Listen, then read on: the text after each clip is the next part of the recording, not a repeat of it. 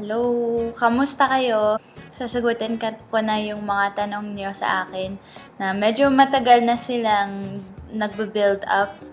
Pero may list na ako ng mga tanong ninyo. Simulan ko na. Number 1, meron ka bang boyfriend na Pinoy nung nandito ka sa Pinas? Meron, at siya ang una kong boyfriend for buong buhay ko. Pinoy. Mga 2 buwan lang kami. Kasi na-pressure ako sa school. Peer pressure. 2, bakit di ka mag-artista? Pangarap ko din at sana matutupad. Malay natin kung matutupad o hindi. Pero gusto ko para may kinabukasan ako sa Pinas. Number 3, do you know another language besides Tagalog and English?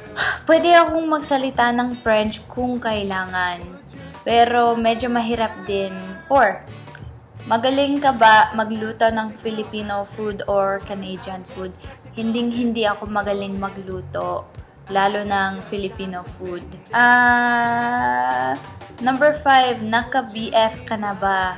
Oo naman, pero never naging seryoso ang mga boyfriends ko. Mga 1 buwan lang. 1 buwan, 2 buwan. Di pa ako nagka-relasyon ng seryoso. Hinihintay ko pa ang tamang lalaki. Nasaan ang mother at father mo?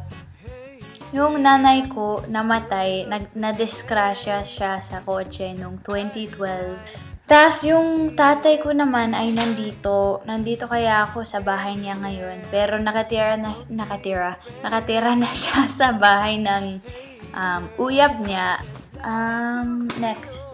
Sino ang paborito mong artista sa Pinas? River Cruz, syempre. Tas hindi siya Pilipino, pero artista din siya sa Pinas.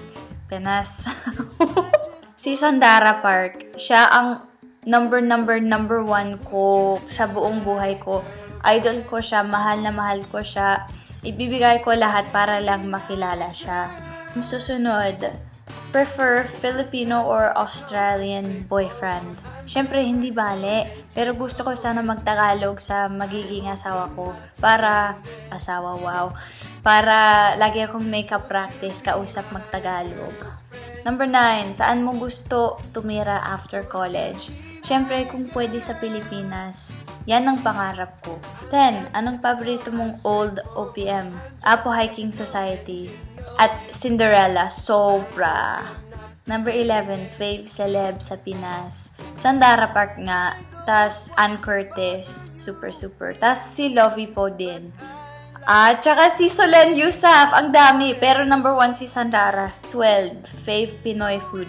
Sinigang. Tas taho. 13, anong kinakuha mo sa school? International Development and Globalization. 14, what games do you play in your console? Wala nga akong console pero gusto ko yung Guitar Hero. Masaya yan. 15, after coffee, do you feel nervous or anxious? Minsan nga, kaya ako nagka-decaf ngayon. Gusto ko lang yung lasa ng kape. 16, what kind of music do you like? Iba-iba Gusto ko OPM, syempre, tas cheesy love songs, tas American rap. Sobra. Parang random. Number 17. Ilan ang naging BF mo? May BF ka na ba? Mga 3 lang ata. Tas, wala na akong BF ngayon. Nag-iisa ako. Pero, komportable akong mag-isa ngayon. Okay, yun. Sinagot ko na yung mga questions ninyo.